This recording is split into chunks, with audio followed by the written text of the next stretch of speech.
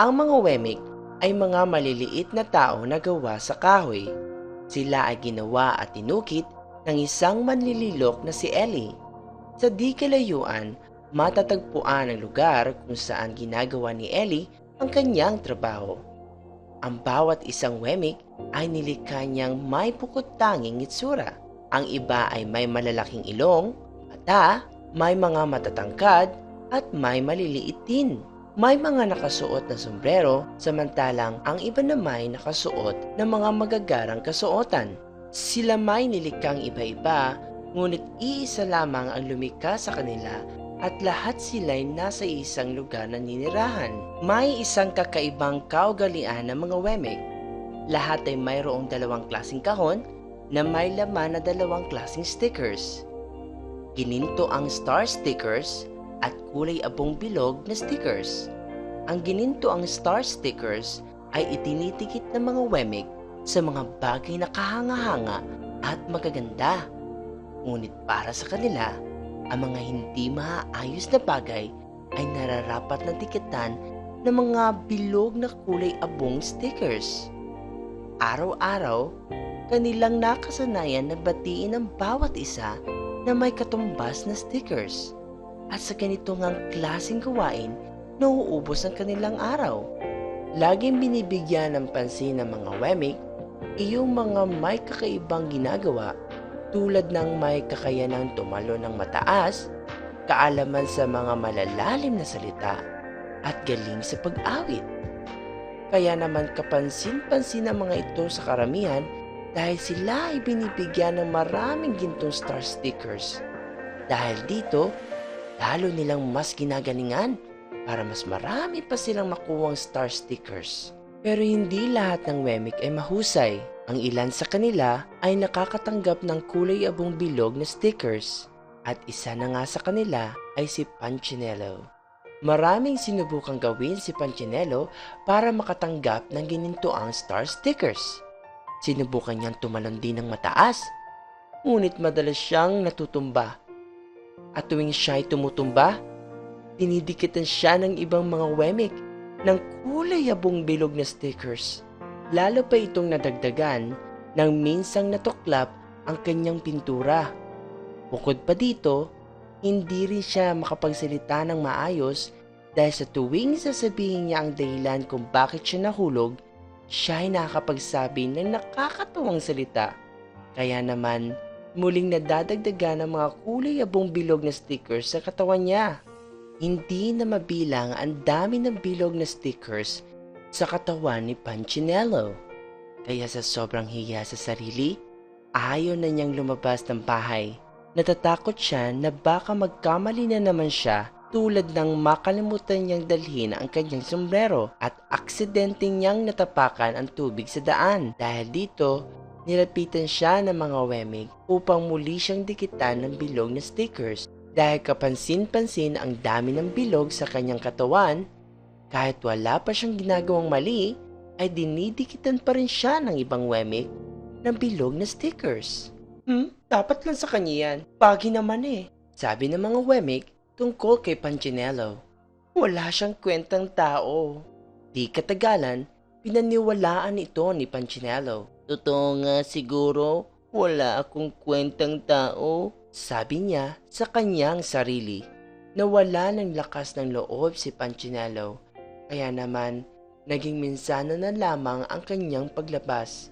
At kung gagawin man niya ito, mga wemik na tulad niya na may mga kulay abong bilog na stickers ang tangi na lamang niyang sinasamahan. Sa ganung paraan, nawawala ang lungkot na kanyang nararamdaman. Isang araw, nakakilala siya ng isang kakaibang wemik. Ito ang unang pagkakataon na makita siya ng tulad niya. Kamanghamanghang wala ni isang sticker, bilog o star ang nakadikit sa kanya. Tulad ni Punchinello, siya ay isa ring taong kahoy at ang pangalan niya ay Lucia. Marami na ang sumubok na dikitan siya ng stickers pero nalalaglag lamang ang mga ito. May mga wemik na humahanga dahil dito kaya gusto nilang bigyan siya ng ginintoang stickers. Pero hindi ito nananatili. Samantala, Maiilan na pinagtatawanan siya dahil wala siyang kahit na anong stickers. Kaya sinubukan din nilang dikitan siya ng kulay abong bilog na stickers. At tulad sa nangyari sa ginito ang star stickers, hindi rin ito nanatili. Gusto kong maging tulad niya, wika ni Punchinello sa kanyang sarili.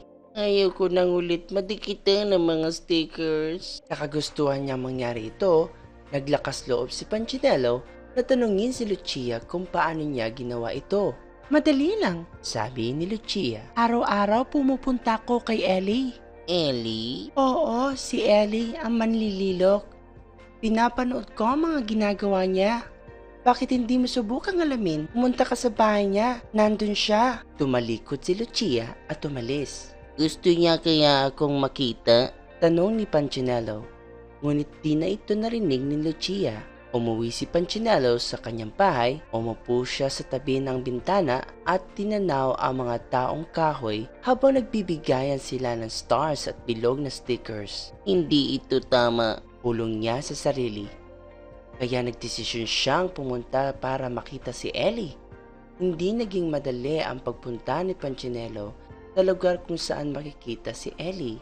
Sadyang makipot ang daan patungo sa kanyang gawaan. Nanlaki ang kanyang mga kahoy na mata sa laki ng kanyang mga nakikita. Sa kanyang paglalakad, nakakita siya ng isang upuan na kasing laki niya. Kaya naman kinailangan ni Punchinello na tumingkayad para lamang makita ang itaas ng lamesa. Ngunit napanunok siya nang makita niya sa ibabaw nito ang isang martilyong kasing haba ng kanyang braso. Kailangan ko nang umalis dito. At nang siya'y papalabas na ng pinto, narinig niya ang kanyang pangalan. Punchinello? Ang boses ay malakas at malalim.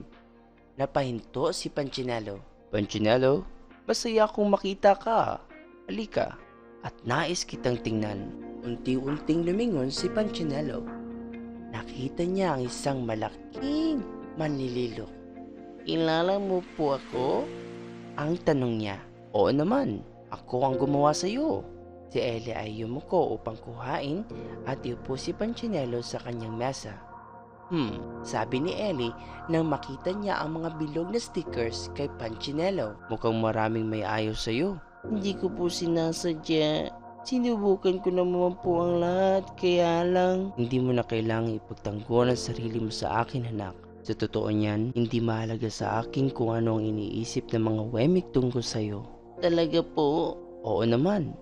At maganda kung maging ganun ka rin. Sila ay wemik din tulad mo. Kaya walang sino man ang maaaring gumawa sa'yo nito. Ano mang iniisip nila ay hindi mahalaga. Para sa akin, ikaw ay special. At natawa si Punchinello nang marinig niya ito. Ako? Special? Paano po? Hindi po ako mabilis maglakad. Hindi ako marunong tumalon. Ang mga pintura ko ay natutuklap. Bakit po ako mahalaga sa iyo? Tinitigan ni Ellie si Punchinello.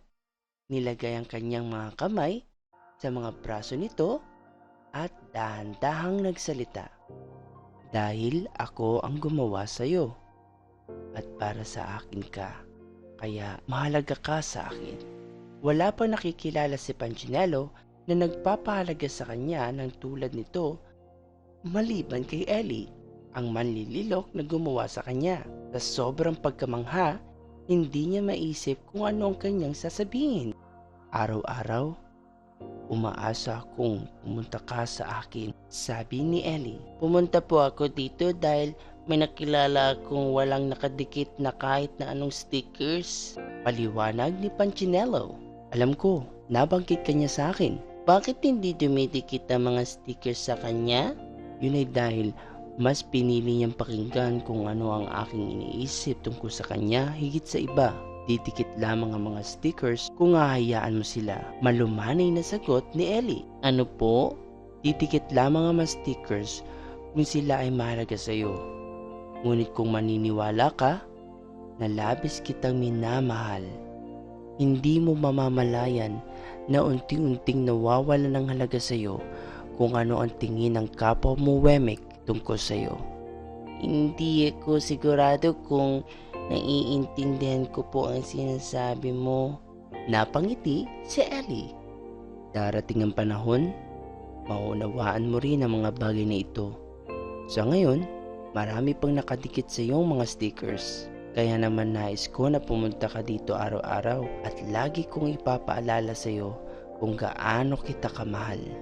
Binuhat ni Ellie si Punchinello mula sa kanyang mesa at ibinaba. Tandaan mo, sabi ni Ellie bago makalabas si Punchinello sa pinto. Ikaw ay special dahil ikaw ay ginawa ko at kailanman ay hindi ako nagkamali at nagsisisi tungkol sa iyo. Hindi tumigil si Punchinello sa paglalakad, ngunit sa puso niya kanyang sinabi, sa tingin ko, totoo ang mga sinabi niya.